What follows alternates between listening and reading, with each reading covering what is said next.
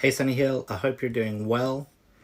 Um, just thought I'd be bringing you forethought today. I'm just here busy enjoying the sunshine and had such a great time a little while ago. I went out with my kids and we went and thought we would head down to the park and just go play down there in our hour out, and it was such a great time doing that. And I'd really encourage you, if you haven't managed to do that and get out today, that you should, and just go and spend some time out in the sun. It makes such a difference. Such a small thing can have such a massive, massive impact. And I've really been thinking about that in going, are there small things that we could be doing in our lives right now that could produce a massive impact? Me and Charmaine went through this a few years ago.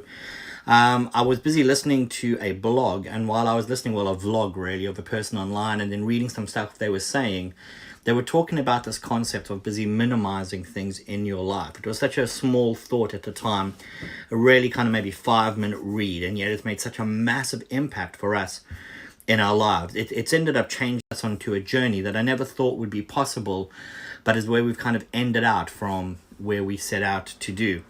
And I suppose during this time when we've got amount of times on our hands where a lot of us are at home, a small thing we could do could have such a big change of us and a big change in what we do. In Luke 12:15-21, there's this interesting story that Jesus says, and he says this parable. It's just a story he was saying, and it's about a man who stores up a huge amount of wealth for himself, thinking that if I keep gaining and getting and getting and getting more, eventually I'll be able to sit back and enjoy it and just relax and everything will be good. And he ended up by kind of the story by Jesus looking at him and saying, you don't know what's going to happen, because tonight God's going to come and get you. And I think it's interesting when we're stuck in our homes, when we're surrounded by our four walls, it's a good time for us to take stock and to look around and think, am I happy with everything that I have? Or am I just accumulating and getting more and more and more and more? This was my journey. I would keep things, I would buy more things, I would add more things into my life until my life was so full of clutter that I didn't actually enjoy the space I was in. And right now you may be sitting on your computer looking around and going, I'm not enjoying the bedroom that I'm in or the living room that I'm in. Wherever you're watching it, you could just be thinking, I'm really not enjoying this at all. I'm going to encourage you to do something while you're in lockdown. Why not declutter? Now, you may not physically be able to take your stuff and get rid of it. Some of it you could probably recycle and do that with it, but you can't just go down to the charity shop or kind of just give it away right now, but that's okay. I would still encourage you to start to declutter, and I wanted to give you 3 easy things you could do to help you on this journey. The first one is this: don't be scared. Don't be scared to get rid of your things. This was me. I was so scared to get rid of the stuff that I had because in my head I thought, well, what happens if I need this? What happens if something happens and now I need to get that thing? It's really interesting. 2 years ago, we started to get rid of our stuff and kind of just kept the process going. And honestly, there are maybe 2 or 3 things that we've gotten rid of that I've thought to myself, wow, I really, really needed that. I really needed that.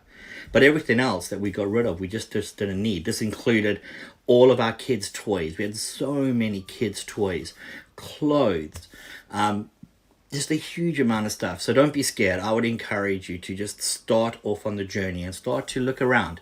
Here's a second bit of thing I would encourage you to do. Just choose one room. When me and Charmaine started to speak about minimizing and decluttering and getting less stuff, there was so much back and forth about it. It was an interesting time in our household. And so we decided we'd start with one room and see what impact that could have.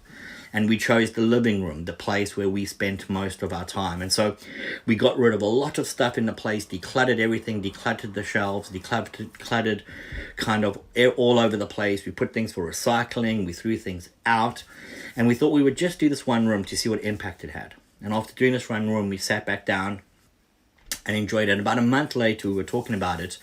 And I said to Charmaine, what's your favorite room in our whole house? And she said, oh, it's the living room. I just feel better when I go in there, calmer, happier. Such a small thing, just decluttering that room had such an impact. But by choosing to do just one room, it led us to do every other room that was in our house until we got rid of so much stuff and really kind of downsized our whole house. to a point where we don't have nothing, but the things we have bring us real happiness and they're of good quality and we really enjoy having them and using them. And so that would be the second thing. Firstly, don't be scared. Secondly, just choose to do one room. And thirdly, it's a small thing. Just commit 10 minutes a day to do it.